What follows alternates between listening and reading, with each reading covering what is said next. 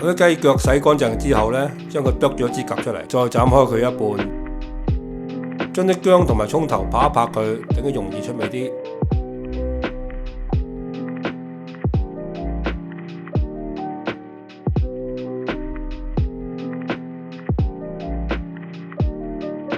煲滾煲水，擺啲醋同埋麥芽糖落去。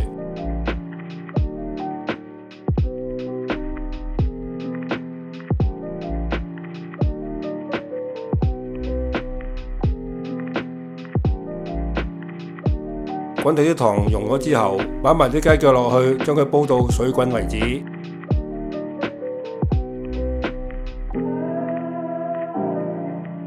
煲滾後，將佢擎乾水。酒樓嘅做法呢，就係炸嘅，我哋而家屋企整嘅話呢，就用 Air Fry 比較乾淨企理。set 個爐去425度。將啲雞腳擺晒入去，將佢焗15分鐘。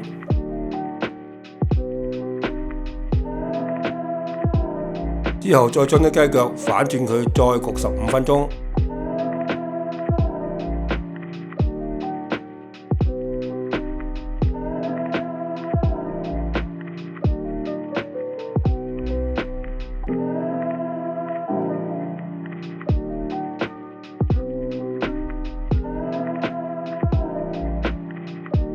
盡量焗到啲雞腳兩邊均勻，跟手將啲雞腳攞晒出嚟，擺落個煲裏邊，用凍水沖落去浸一浸佢。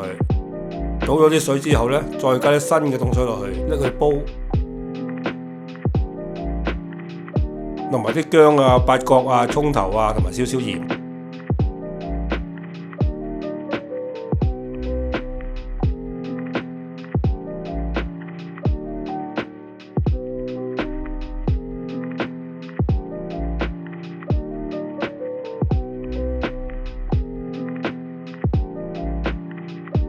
水滾後收細火煲佢半個鐘，然後攞隻雞腳出嚟捏下佢，睇下嗰啲皮鬆唔鬆。如果係唔鬆嘅話呢，再煮多佢15分鐘，跟住熄火焗佢4個鐘。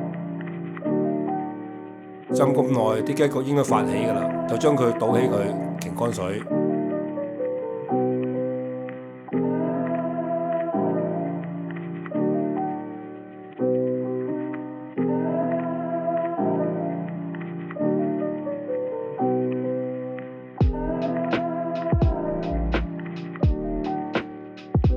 將個蒜頭切碎佢，越幼越好。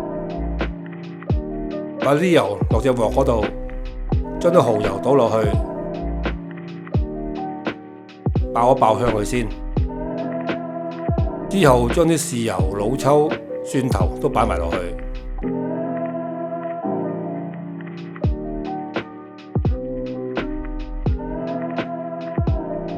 再爆爆佢。跟住將啲豆豉同埋糖都倒埋落去，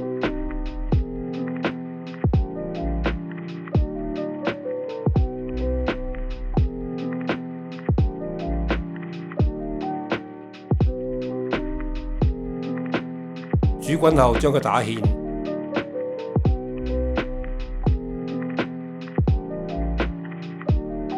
鍾意辣嘅就加啲辣椒油落去啦。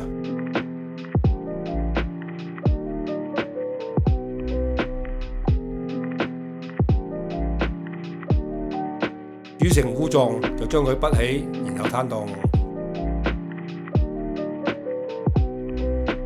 啲雞腳擎乾水後呢，就擺落個大兜嗰度，用啲生粉將雞腳撈勻，再加嗰個鳳爪汁落去，撈勻後醃佢2個鐘到啦，就可以蒸㗎啦。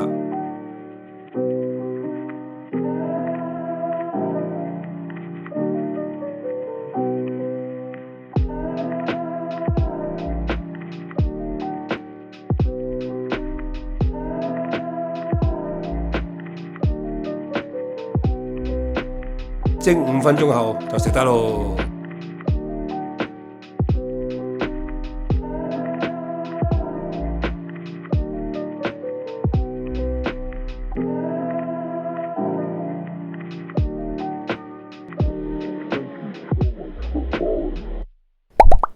多謝收睇，請 subscribe。